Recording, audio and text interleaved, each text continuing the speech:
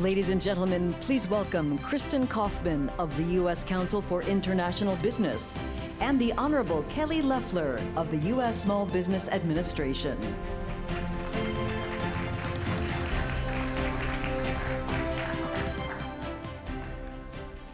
Good morning. I'm joined today by the Honorable Kelly Loeffler, Administrator for the U.S. Small Business Administration and former executive, philanthropist, entrepreneur, and senator from the great state of Georgia.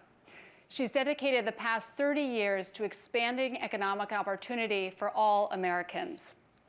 The SBA is a federal agency that provides small business with access to loans, business counseling, and helps them compete for government contracts and recover from disasters. There are 34.8 million small businesses in the United States. They are the backbone of the American economy. So my first question is, what is the Trump administration's strategy for supporting entrepreneurs and small businesses? Well, thank you, Kristen. Great to be with y'all today. Thanks everyone for joining us to talk about really what I call America's economic and job creation engine, that is small business. You mentioned there's 35 million of them. What y'all may not know, it's 99% of all businesses in this country.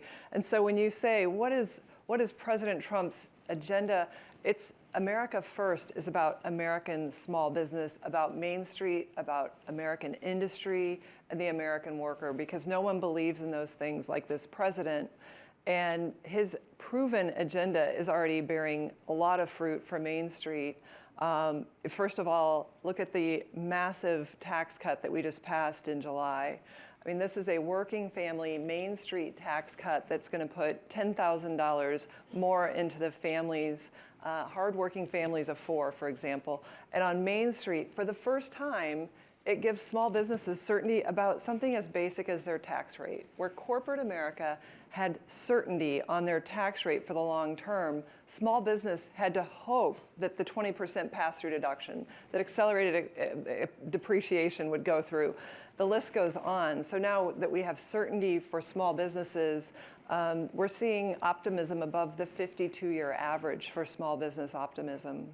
Right, I don't know if everyone saw this morning, the U.S. Chamber of Commerce came out with an index showing confidence of small business owners surging to its highest level since 2017. So one of the administration's signature economic policies has been on promoting deregulation and innovation. What regulatory reforms have you seen, or in your opinion, have made the greatest impact, and where is more needed?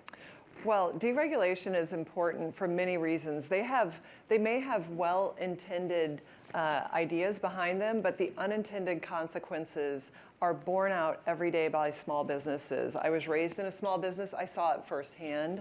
But now as I've gotten into the SBA, we work with all agencies on deregulation. And what that means is that, let me give you two examples of regulation that we were able to roll back just to talk about the real world. Deregulation is not necessarily an interesting word, and sometimes people think it's controversial. But why it's important, first of all, small businesses at the start of this year were faced with becoming regulated by the U.S. Treasury under the beneficial ownership interest requirements that meant almost every small business had to file something like, almost like an SEC filing on their business. And if they didn't comply, they would have a $10,000 fine, be subject to criminal charges up to 2 years of imprisonment. Think of America's 35 million small businesses, many solopreneurs, about 30 million of those, just single entrepreneurs running their business, and thinking about how do they comply with this federal regulation. So that saves small businesses annually $10 billion. That's money they plow back into hiring, creating jobs, and investing. And then the other one was the diesel exhaust fluid that we rolled back. That's going to save our farming, our construction, our small business community over $800 million a year.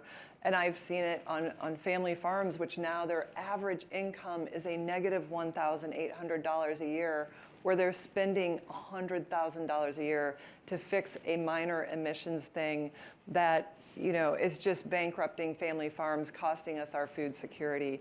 That's why it's so important, because regulation gets layered on, and never gets revisited, and disproportionately impacts small businesses. And where do you think more work is needed? Well, in terms of regulatory reform? There is a lot of work needed. We know that in the last 4 years, there was an additional $1.7 trillion of regulation heaped on the tops, largely of small businesses, because it is most businesses in this country. So under President Trump's leadership, we are making sure that we, for anything new we introduce, a rule, that we're taking back at least 10. But what we're actually seeing in this administration, that it's more like a dozen to 20 being rolled back because they just don't apply anymore. They conflict with other rules and regs, or they're duplicative and are confusing to small businesses. So we have a lot of work to do, and in the way that we do it, we're going to make it easier for people to do business the right way, to have more transparency and ways to comply, and roll those costs back, which only get passed on to consumers. I mean, we've seen rampant inflation, 21% cumulative inflation in the last 4 years. That's on average. But when you look at heavily regulated industries, those costs have gone up much more.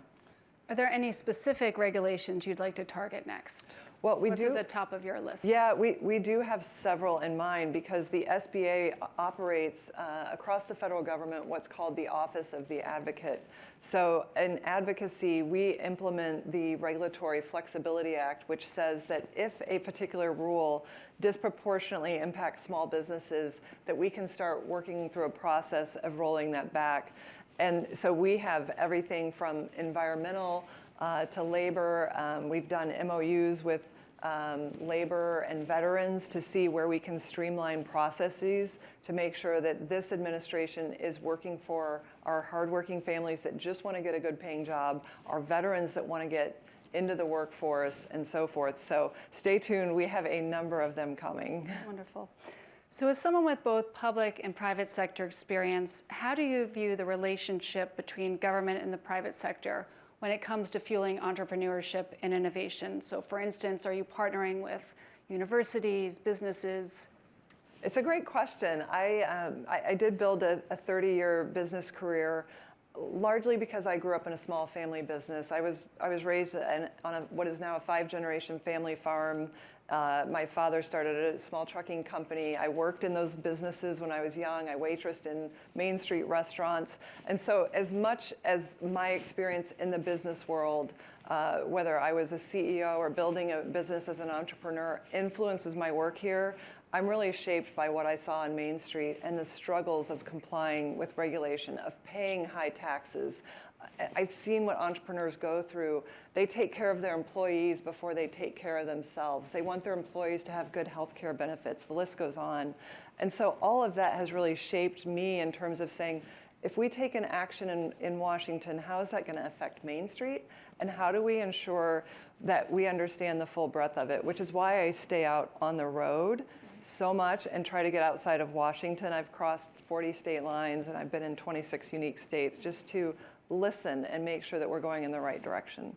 Have you seen any shining examples of effective, almost public-private partnerships that have been effective in fueling innovation with small businesses? Yeah, and it's so important to talk public-private because that's one of the things I'm really proud about the SBA. We uniquely are a public-private partnership agency in terms of our lending.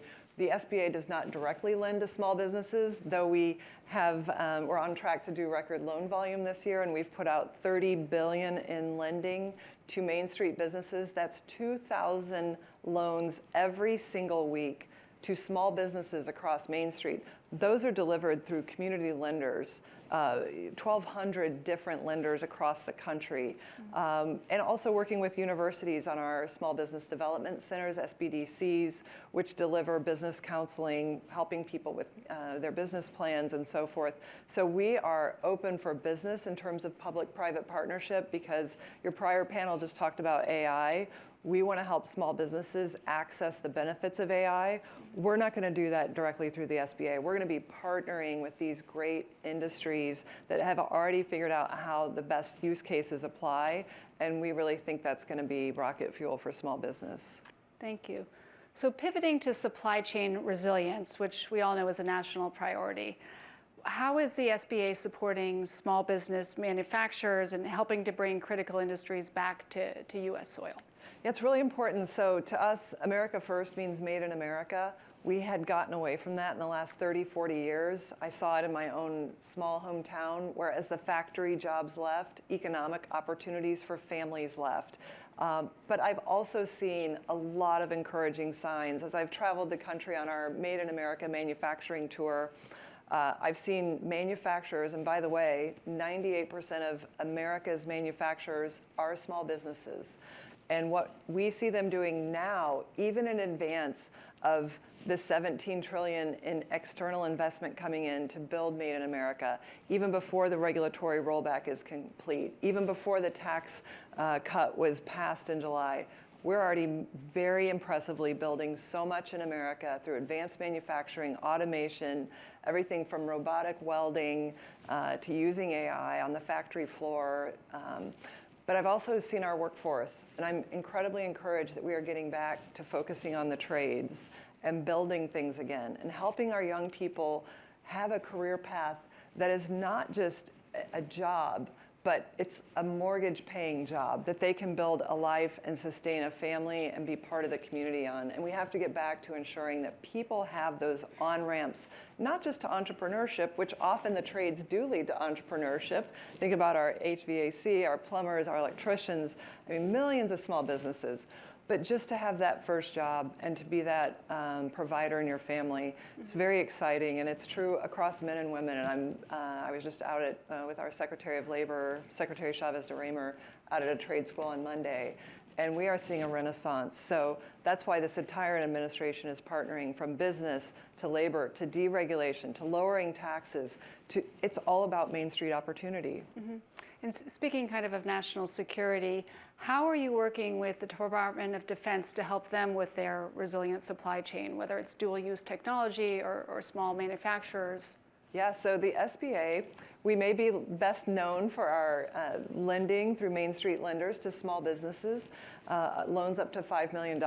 We also operate two things that are of strategic national importance to the country.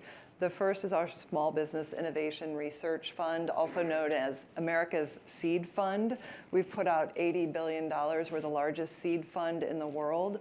A lot of those investments go to our warfighters to provide that emerging level of technology. It's deployed across 11 agencies, but mostly used by the War Department to facilitate advanced warfighting weapons and tactical gear and the like. We also have the Small Business the Small Business Investment Company, which is really, if you put it in dollar terms, it's $52 billion of private equity investment. It would be a world top 10 venture fund of funds, or private equity funds of funds, I should say, at $52 billion.